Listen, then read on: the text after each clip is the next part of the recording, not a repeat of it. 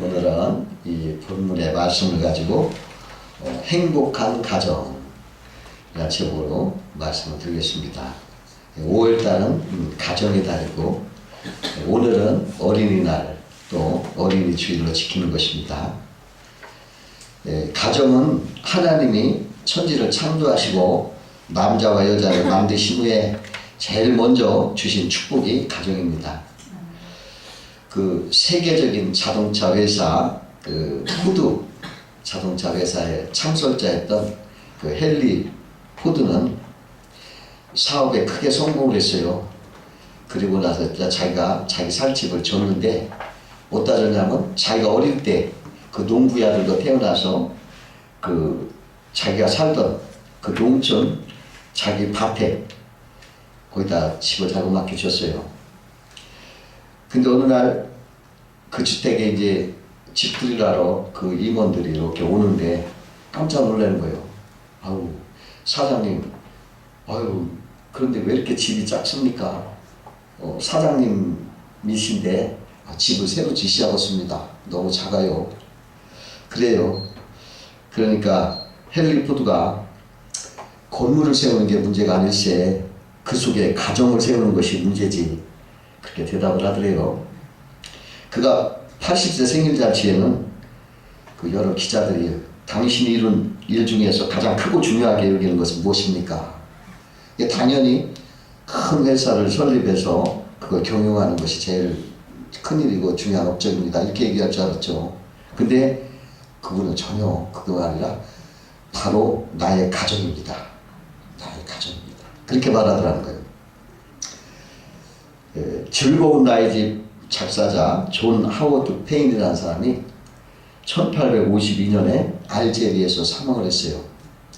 근데 그분이 31년 만에 그 시신을 군함으로 싣고 뉴욕으로 오는데 대통령이 나오고 또 국무위원이 나오고 상하원 의원들도 나오고 또 수많은 국민들이 나와가지고 전부 모자를 벗고 그를 조의를 표했어요. 왜 그런가 하면 그 사람이 그 즐거운 나의 집이라는 그 가사가 이렇습니다. 즐거운 곳에서는 나로라 하여도 내 쉴 곳은 작은 집, 내 집뿐이니 내 나라 내 기쁨 길이 쉴 곳도 꽃 피고 세우는 집, 내 집뿐이니 이 곡을 작사해가지고 이것이 전 세계적으로 가정이 얼마나 소중한 거를 이끌었던 거예요. 그래서 그것 때문에 대통령까지도 다 나와서 그를 영접했던 거예요. 그 어떤 분이 말하기를 이 세상에는 천국의 분점이 3개가 있다. 천국의 분점이 뭐냐? 3개가 하나는 마음의 천국, 또 하나는 가정의 천국, 또 하나는 교회의 천국이다. 그런 말을 했다고 그래요. 이 가정은 행복의 창고예요. 또 행복의 보금자리인 것입니다. 그래서 우리가 이 가정을 애써 가꾸고 수중하게 지켜야 할 보물인 것입니다. 그러면 오늘은 행복한 가정의 비결은 무엇인가 한번 생각하면서 은혜를 나누고자 합니다. 첫 번째로 행복한 가정은 화목한 가정입니다.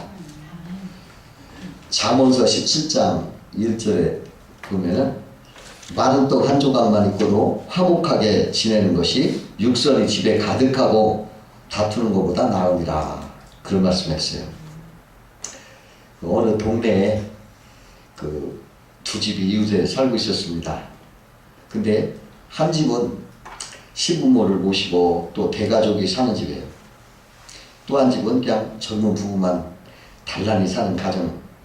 두 집이 옆집으로 사는데 이상하게 대가족을 사는 사람들은 항상 화목하고 막 웃음꽃이 피어나는 거예요. 근데 부부가 사는 가정은 항상 부부싸움을 하는 부부싸움. 그래서 이 부부가 그 이웃집이 화목한 것이 부러웠어요. 그래가지고 어떻게 저렇게 화목할까 의문을 가지고 어느 날 그 과일을 사갖고서 그 집을 찾아갔습니다. 그리고서 이렇게 다과를 나누면서 우리들은 단둘이 살아도 이렇게 맨날 싸우고 그러는데 어떻게 이 가정은 대가족인데도 이게 무슨 일이 떠날 날이 없고 이렇게 화목합니까?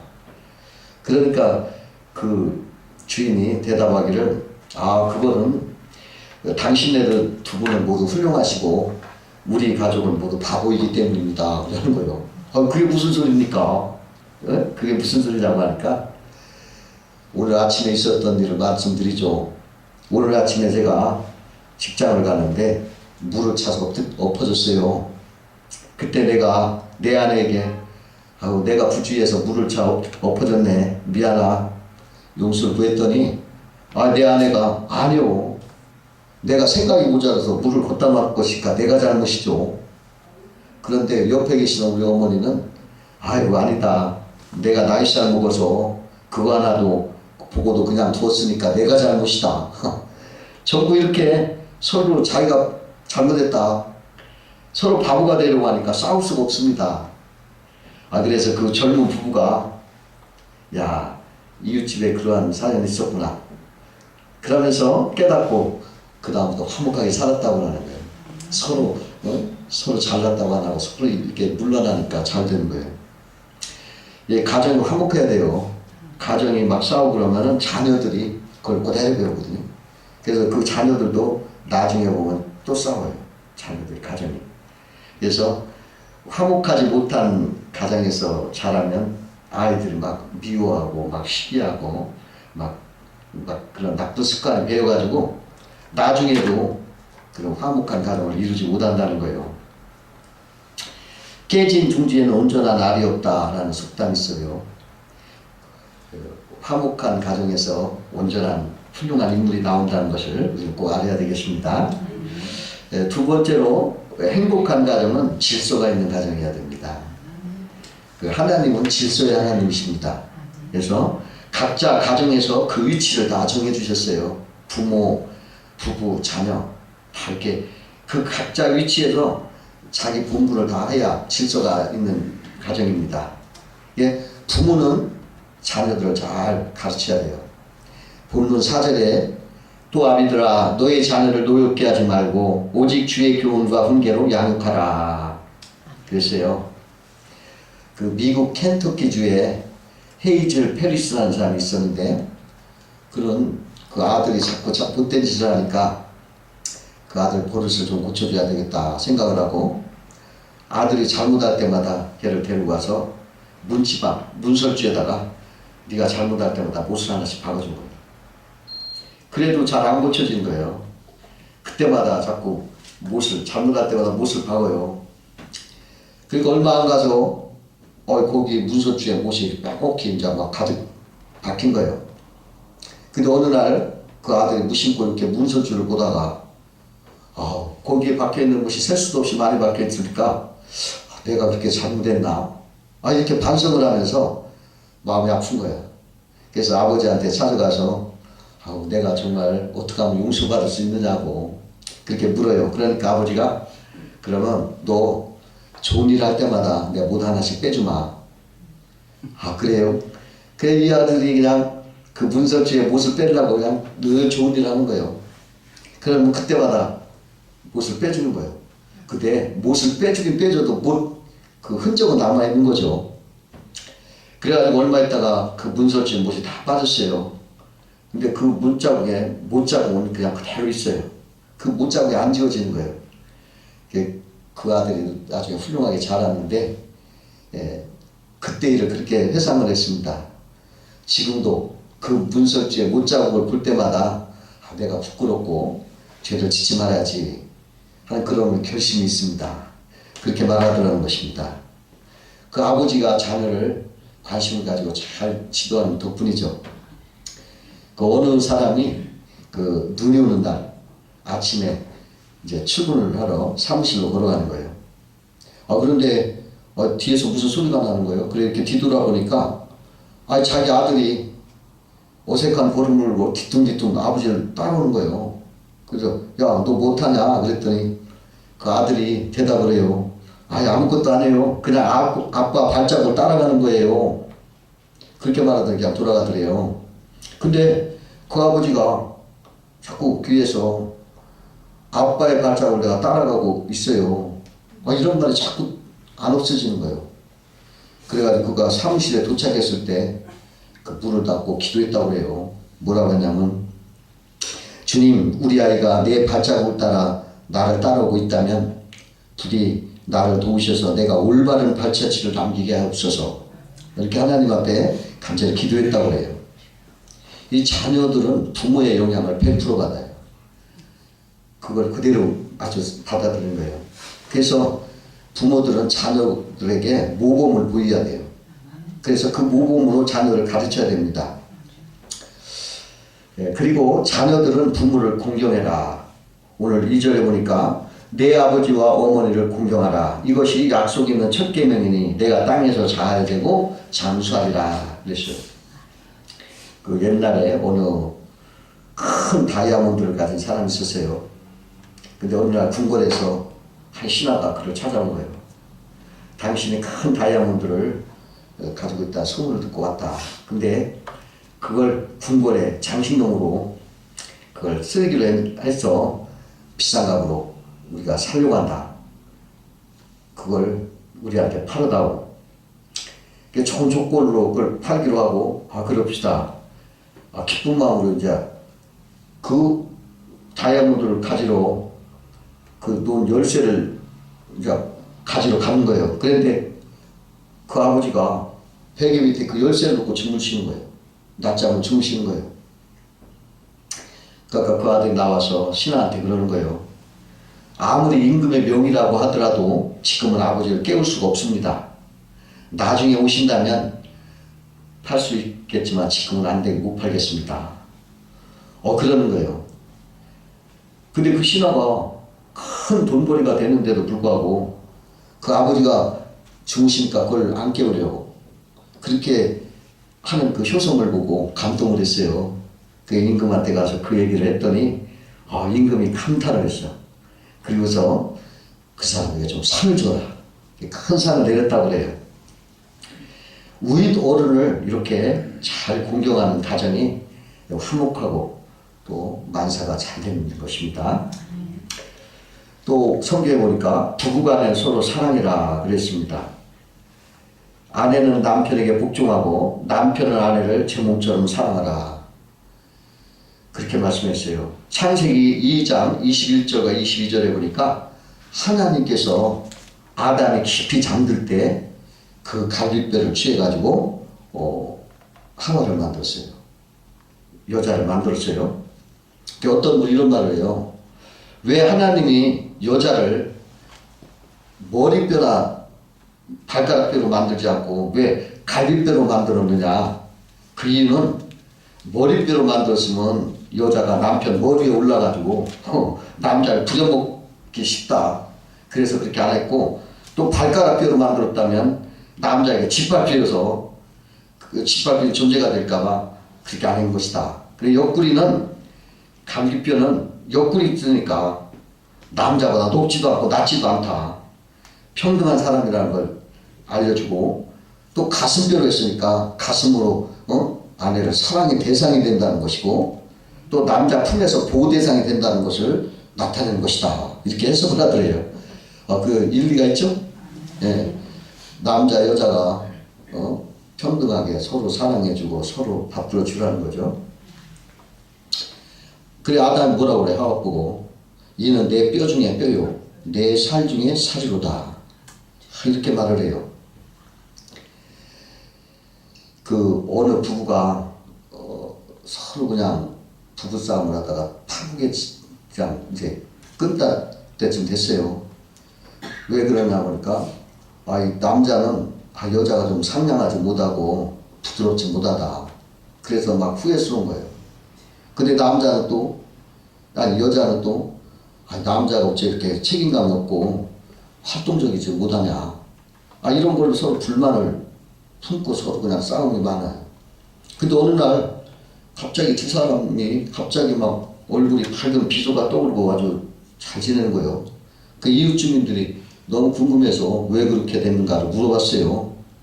그랬더니 그 부부가 말하기를 우리들은 서로 이제 이렇게 고백하기로 했습니다. 그 뭐냐. 그래서 당신을 사랑하고 그럼에도 불구하고 당신을 사랑합니다. 이런 고백을 서로 합니다. 그 후부터는 서로 상대에게 완벽한 기대나 무리한 요구를 하지 않게 됐습니다. 그렇게 됐더니 오히려 서로 이해하게 되고 서로 격려하게 되고 오히려 사이가 좋아졌습니다. 여러분 그렇잖아요. 상대방을 완벽하게 바라면 부족한 것이 많잖아요. 그럼에도 불구하고 사랑을 하는 거죠. 부족함에도 불구하고. 100% 남편 어디 있어요? 없어요? 또 100% 여자 있어요? 없어요. 아유 다 허물 많아요. 그렇죠? 네. 그런 거예요. 그러니까 그럼에도 불구하고 당신이 그래서 이렇게 사랑한다. 그 말을 서로 고백을 한대요. 그러다 보니까 완벽한 걸 안 바라다 보니까 서로 만족을 하더라는 거예요. 여러분들 우리도 가정에서 서로 부정한 거 자꾸 지적하지 말고 그럼에도 불구하고 그래서 완벽한 거 따지면 못 살아요. 그러니까 그렇게 품어가며 살아야 되겠어요. 세 번째로 행복한 가정은 사랑을 실천하는 가정이다. 그렇게 말할 수 있어요. 그 탈무드에 이런 이야기가 있습니다. 그 비누 공장 주인이 랍비와 함께 길을 가고 있었어요. 그 비누 공장 주인이 랍비에게 이렇게 물었습니다. 아, 랍비님, 신앙의 역사가 이렇게 오랫동안 지속되어 왔는데 왜 이 사회는 이렇게 문제가 많고 복잡하고 고통이 많습니까? 이렇게 물어봐요. 이 말을 듣고 랍비는 그냥 걷기만 하는 거예요. 그러던데 걷는 중에 이제 또 거리에서 놀고 있는 어린아이를 이렇게 보니까 랍비가 말하는 거예요. 비누공장 주인에게 저 어린이들이 저렇게 더러운 옷을 입고 있는 것을 보세요. 이렇게 비누공장이 많고 비누가 그렇게 많이 생산을 하는데도 왜 아이들 옷이 저렇게 더럽습니까? 그 비누공장 사장이 그거야 비누를 우리가 만들었는데 이 비누 가지고는 빨아야죠. 빨지 않으니까 그렇죠. 아니 당연하죠. 그 말을 하는 거예요. 그러니까 랍비가 옳습니다. 아무리 신앙의 역사가 오래됐고 신앙이 크더라도 그 신앙을 실생활에 적용하지 않고 실천하기 전에는 삶의 변화가 없습니다. 그렇게 말하더라는 거예요. 여러분 그 말 일리 있죠? 비누를 안 쓰니까 옷이 더러운 거지. 뭐 비누는 안만 많아도 비누가 많았다고 옷이 깨끗하지 가 아니에요. 신앙도 마찬가지예요. 하나님이 보기한 말씀이 실천을 할 때 비누로 빨 때 깨끗해지는 것처럼 어느 부인이 가정생활에 막 비관을 했어요. 그래가지고 하나님 나 살기 싫어요. 빨리 좀 나 천국에 데려다 주세요. 막 이렇게 기도를 했대요. 그러니까 하나님이 갑자기 나타난 거예요. 그러더니 야 너 살기 힘들지? 내 마음 이해한다. 그래 이제 소원 들어줄 테니 몇 가지만 내 말대로 해보겠니? 아유 그러죠. 그대로 하겠습니다. 야 그러면 이 집안이 지저분한 것 같다. 그러니까 네가 죽기 전에 마지막 집안 청소 좀 해봐라. 그러니까 그냥 그 여자가 막 며칠 동안 막 집안 청소 깨끗하게 했어요. 한 3일 후에 또 하나님이 오셨어요. 그러더니 야 너 죽기 전에 애들이 마음에 걸리지 않니? 마음에 걸리지? 네가 죽으냐 자녀들이 엄마가 우리를 정말 사랑했어. 그런 말을 할 수 있도록 네가 한 3일 동안 네 자녀들에게 최대한 사랑을 베풀어 줘 볼래? 그러니까 예 하고서 3일 동안을 그냥 애들에게 막 사랑으로 품어주고 정성껏 요리를 다 해주고 그냥 막 그렇게 사랑을 베푸는 거예요. 그래서 3일 후에 하나님이 또 오셔서 말하는 거예요. 야 이제 갈 때가 됐다. 근데 마지막 부탁 하나만 하자. 네 마음에 내키지 않지만 3일 동안 남편에게 최대한 친절을 이렇게 대해주고 최고의 사랑으로 남편을 기쁘게 해줄 수 있니? 마지막이야. 아 그러죠. 그래서 3일 동안 이 여자가 또 남편에 대해서 적정성 섬기고 잘 이렇게 해서 사랑을 해줬어요. 그렇게 실천하고 나니까 이제 하나님이 이제 자 오신 거예요. 자 이제 천국으로 가자. 그러니까 부인이 대답이 걸작이요. 뭐라고 하니까 아 내 집이 천국인데 어디로 갑니까? 그렇게 말하더라는 거예요. 여러분 행복은 멀리 있지 않아요. 실천하는 데 있어요. 네. 실천해. 그 영국의 전 수상, 대처 수상은요, 수상이면서도 자기 일을 끝나면 가정에 돌아와서 막 빨래하고 또 바구니 들고 시장 가서 물건 사서 요리하고 직접 자기가 집안 청소하고 자기 자녀들 옷도 자기가 꾸몄다고 그래요. 막 이렇게.